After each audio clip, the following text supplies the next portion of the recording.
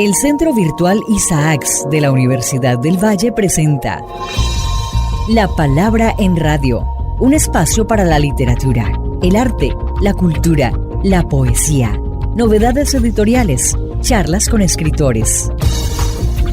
La Palabra en Radio, domingos 10 de la mañana por Univalle Estéreo.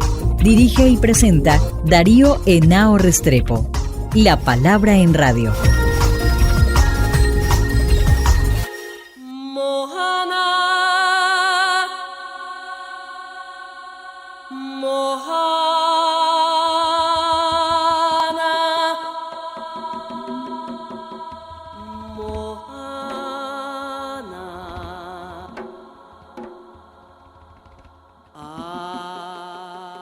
Me corresponde el honor de presentar en esta conversación que hemos llamado Memorias Ribereñas a Juan José Arango. Primero, un viejo amigo de más de 4 décadas. Compartimos mucho precisamente en el departamento del Magdalena. Y él como yo, él más que yo, transitamos mucho por el río y muchas veces no solamente en las chalupas que se cogían aquí en Barranquilla para ir a los distintos municipios del Atlántico y del Magdalena, sino en el ferrocarril. Él era un experto en el tren de palito, del que cogimos muchísimas veces durante varios años que compartimos en el Magdalena. Juancho es un sociólogo, ha trabajado en planeación nacional, ha trabajado con zonas de reserva campesina y yo lo podría definir como uno de los hombres que mejor conoce el Caribe colombiano y este país porque lo ha recorrido. Trabajó mucho también en el sur, trabajó en el Chocó muchos años en su papel de sociólogo. Y lo que vamos a hacer con Juancho en esta Memorias Ribereñas es desde su experiencia poder transitar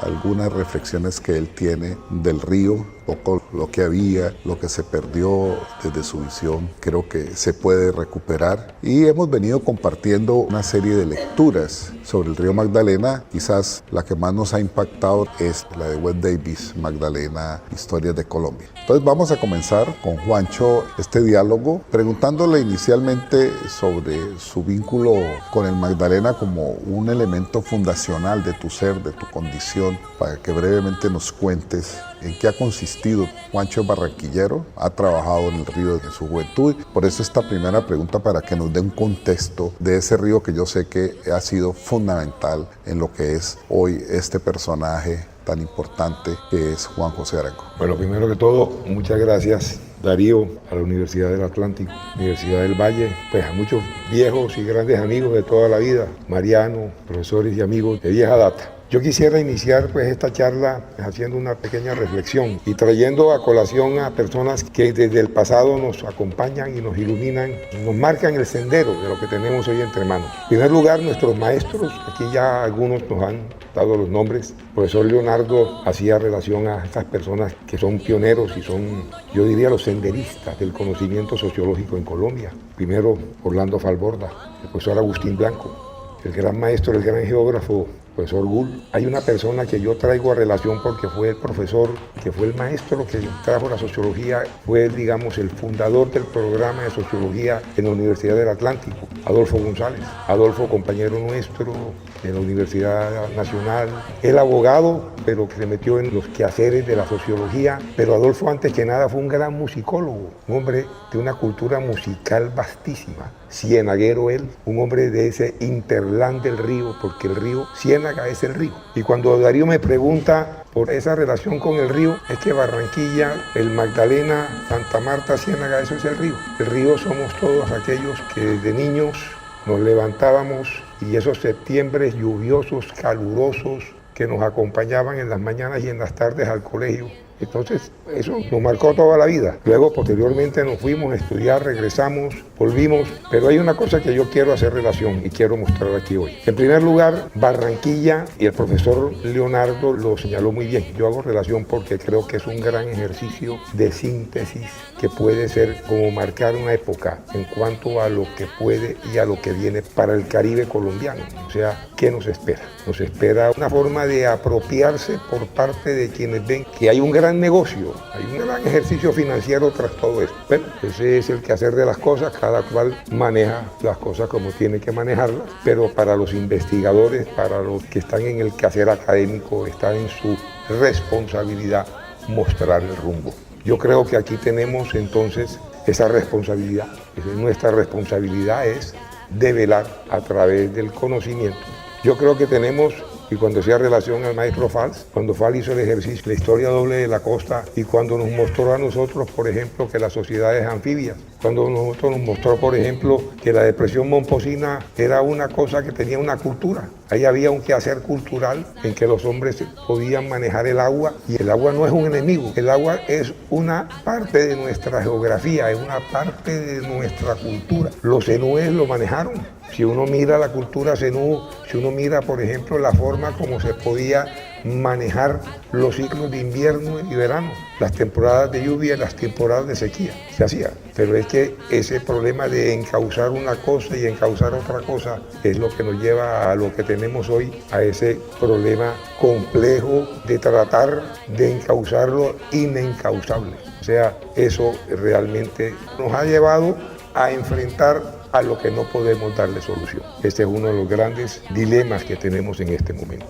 Hoy, cuando Darío me pregunta qué teníamos, por ejemplo, hace 40 o 50 años teníamos dos grandes mecanismos de transporte. Teníamos una vía fluvial y teníamos una vía férrea. Nosotros, cuando nos transportábamos al interior, los que estudiamos en Bogotá, nos transportábamos o bien por el ferrocarril o bien nuestros padres, eso nos tocó a nosotros por el río Magdalena. Teníamos los vapores fluviales, pero en el caso nuestro era el ferrocarril. Teníamos el Expreso del Sol, esa era nuestra forma de poder viajar a Bogotá. Hoy no tenemos eso, o sea, hablar del ferrocarril es una cosa que es una entelequia. Ningún joven hoy no se conoce el ferrocarril. En la costa esa es una figura del pasado, el tren de palito, ¿eso qué es?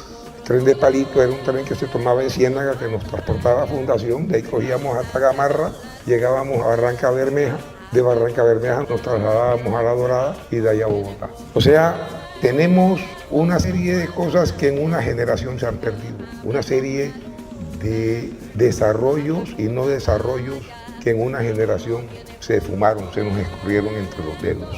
Pero adicionalmente a ello, el río tiene otra serie de cosas que son problemas supremamente complejos.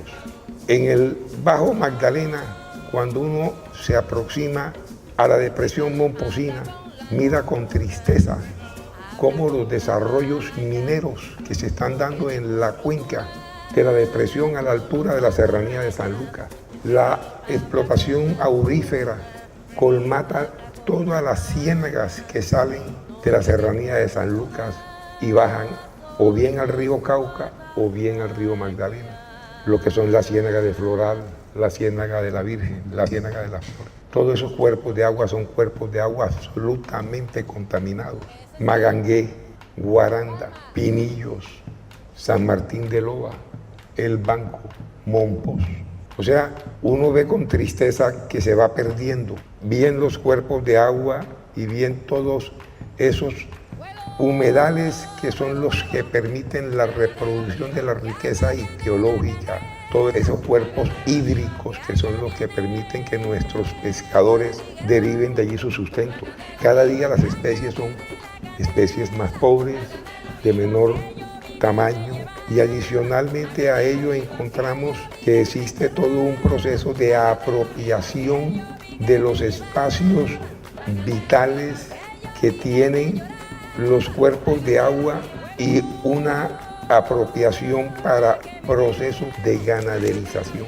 Esos procesos de ganaderización son procesos absolutamente lesivos.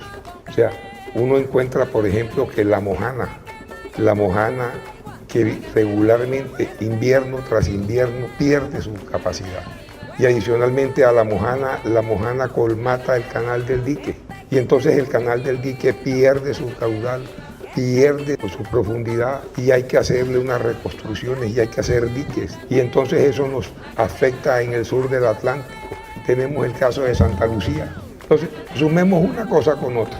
Entonces, lo que decía el profesor Romero, por ejemplo, toda la ciénaga de Mallorquín. La ciénaga de Mallorquín que nosotros la conocimos hace 40, 50, 60 años.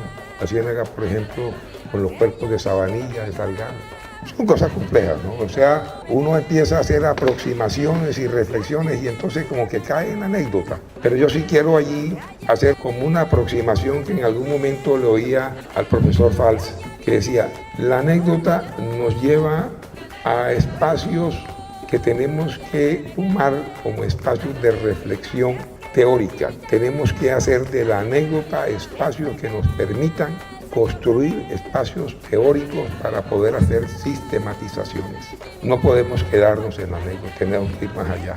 Por eso yo valoro estos esfuerzos que hacen los académicos, la comunidad científica que trata a partir de esas aproximaciones para poder sacar lecciones. El caso, por ejemplo, de todo lo que se vive en el Interland de la Ciénaga Grande de Santa Marta. La comunicación entre Barranquilla y Ciénaga que hace 60, 70 años se hacía a través del caño del Clarín, respetando a la Ciénaga. Hoy la hacemos a través de la carretera. La carretera cerró los cuerpos de agua, los Bosch Culver son Bosch Culver que no sirven para nada. Sencillamente cerramos la intercomunicación, o más que el intercambio acuífero entre el mar y la ciénaga, entre los cuerpos de agua dulce y los cuerpos de agua de mar. Y por consiguiente eso afectó, ¿cierto?, todo el área de manglares. Y esa afectación de los cuerpos de manglares afecta por consiguiente toda la reproducción de todas las especies, o bien piscícolas, de ostras, de diferentes especies que habitaban y que viven en los cuerpos de agua. Eso se vivió y se vive en estos momentos. Tenemos entonces procesos que uno lee por la prensa. ¿Qué vamos a hacer? Que vamos a ampliar la carretera. ¿Cómo se va a ampliar? Lo más probable es que ahí no se va a hacer una vía elevada. Eso está descartado por los costos. Eso no le interesa a quienes están en este momento manejando las cosas. Por consiguiente, profesor Henao, esas serían como unas iniciales reflexiones que yo me hago como sociólogo, como persona que ha vivido en la región. Hace muchos años salí, regresé, he vuelto, pero sí encuentro una gran preocupación, pero adicionalmente veo con satisfacción que el relevo generacional por parte de los estudiosos se está dando. Y yo creo que la satisfacción que nos deja este seminario es que existe una generación nueva de personas que están marcando pautas, están dando línea, y estudios como los que se han presentado en este seminario yo creo que son los que nos dan satisfacción, nos llenan, digamos, yo diría de orgullo, que son jóvenes brillantes que realmente están marcando pautas para poder iluminar y poder marcar el rumbo hacia el futuro. Yo creo que esa es una de las cosas que tenemos, que nos llevamos con mucha alegría, ¿no? Ese es el término que yo podría acuñar. Por ejemplo, el trabajo de Wade Davis, eso es un trabajo maravilloso, ¿verdad? Cuando uno ve que Wade Davis inicia su reflexión hablando de las bocas de ceniza, y ese ejercicio, por ejemplo, de la pesca con cometa, esa es una cosa de fantasía. La profesora Boyer, la doctora Posada, hablaba como ella había ido a ver la pesca con cometa. Es que es una cosa maravillosa, como en las bocas de ceniza la gente arma unas trincheras de anzuelo, tira la cometa para poder pescar. Esa es una cuestión de gran ingenio. Eso parece que fuera sacado de un cuento de García Márquez. Yo pienso en un cuento de García Márquez cuando leía la introducción de Wade Davis, esos pescadores que se hacen en las bocas de ceniza y la descripción de ese cañón abisal, son cosas de fantasía.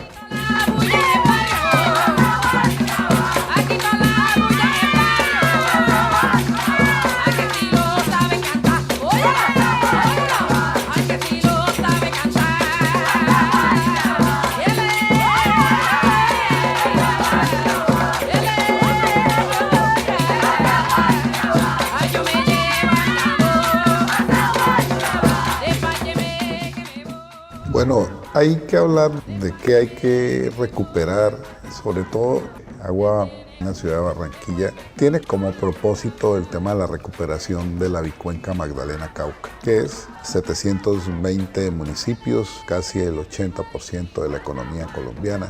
Luego, es un proyecto de nación clave y fundamental, sobre todo ahora que estamos en el gobierno del cambio, que ha habido después de 200 años una nueva perspectiva, con 1000 problemas para resolver, pero que hay que empezar. Y esta es la apuesta de este seminario del acuerdo entre la Universidad del Valle, la del Atlántico, para jalonar un gran proyecto nacional de recuperación de la bicuenca Magdalena de Cauca.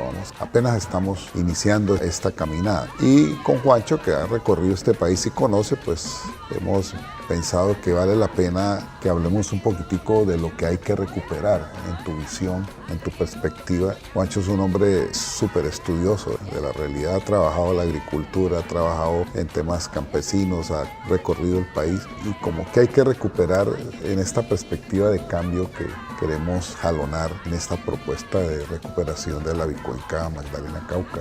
Juancho.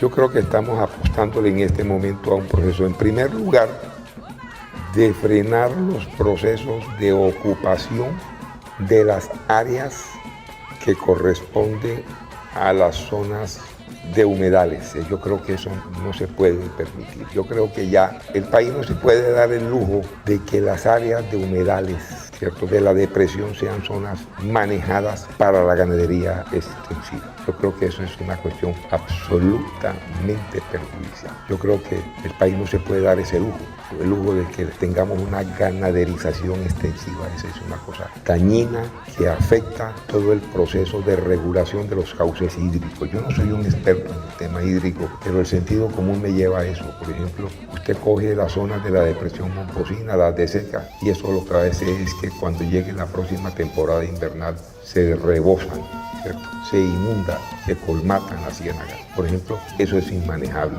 Eso es condenar a nuestros campesinos para que sean sujetos de desplazamiento y de campesinos se vuelvan colonos al exterior de la frontera agrícola. Nosotros necesitamos campesinos al interior de la frontera agrícola, que tengan un pedazo de tierra decente donde puedan producir, donde puedan derivar su sustento. Nosotros tenemos que respetar los territorios que tienen nuestras comunidades indígenas. Tenemos que respetar los acuerdos con las comunidades de la Sierra Nevada. Nosotros tenemos que respetar los acuerdos que teníamos con las comunidades de la cuenca del río Ariguaní. Los hemos condenado a vivir en la marginalidad. Tenemos que respetar los acuerdos que teníamos con las comunidades indígenas de la zona de la tierra, de la zona bananera. A esos campesinos nos dedicamos a comprarles las tierras que el INCOR en su momento les había adjudicado para hacer unas explotaciones absolutamente inmanejables en cultivos de plantación. Entonces, eso no se puede seguir manejando así. O sea, tenemos que respetar los acuerdos y mantenerlos.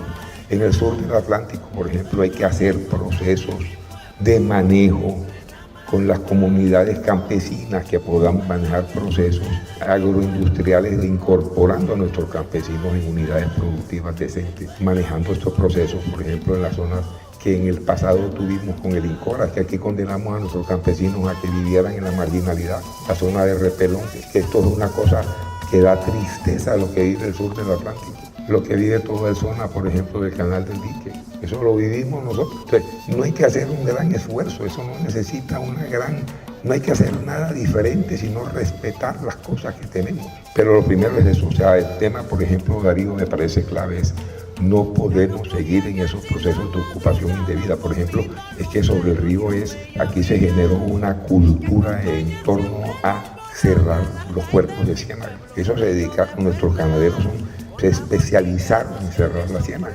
Usted cierra una ciénaga y eso lo que significa es que en el próximo invierno se rebosan las aguas. Ustedes, los que han vivido y los que conocen, saben que no miento ahí. Coja el área de la ciénaga grande, nada más. En el caso de La Guajira, se construyó esta represa que teníamos arriba, es una represa multipropósito y nunca ha entrado en operación. Hicimos una inversión de miles de millones de pesos y ahí está tirada esa vaina, perdónenme la expresión. Entonces, son cosas de empezarlas a manejar, respetando los acuerdos con las comunidades.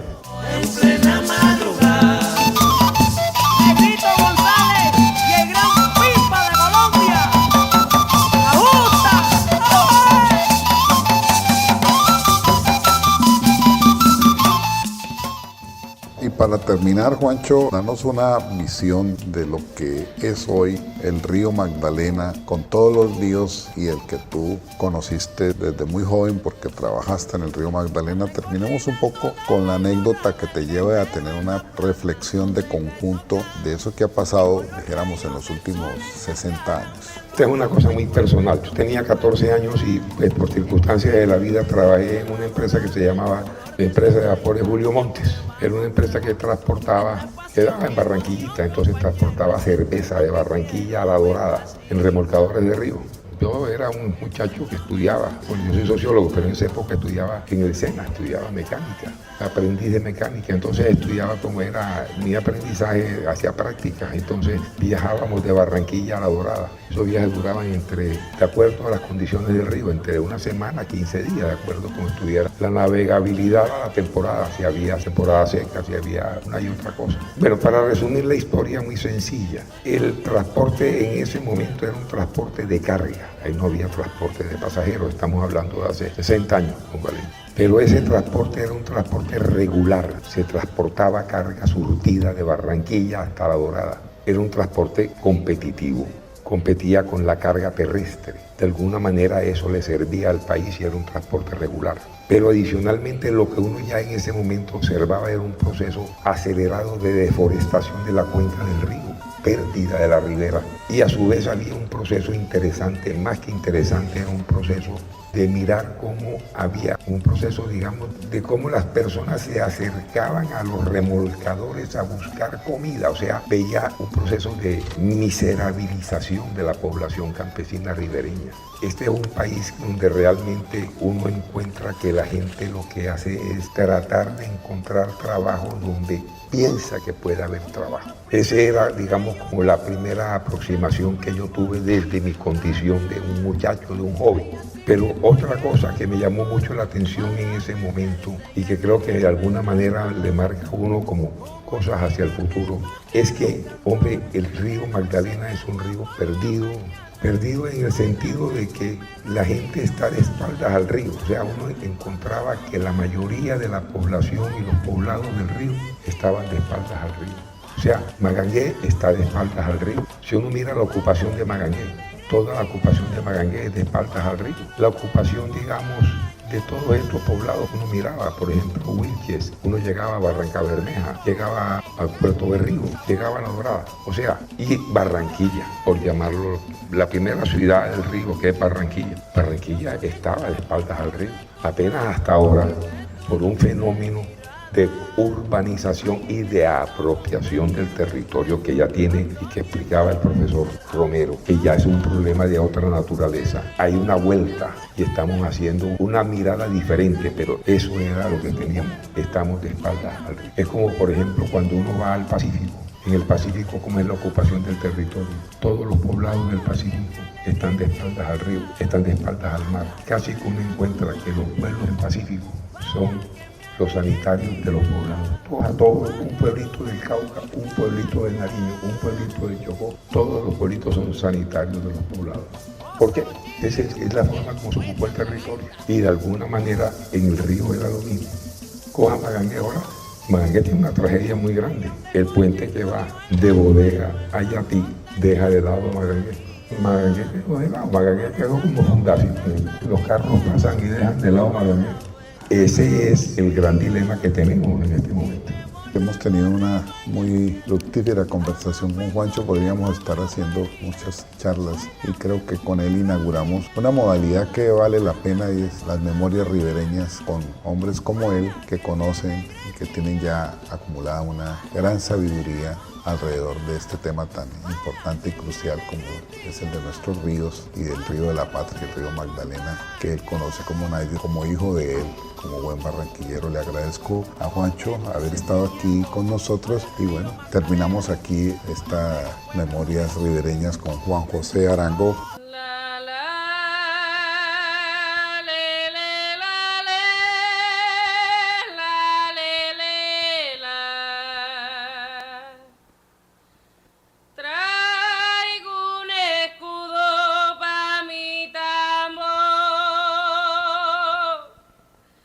Señores, traigo un escudo pa' mi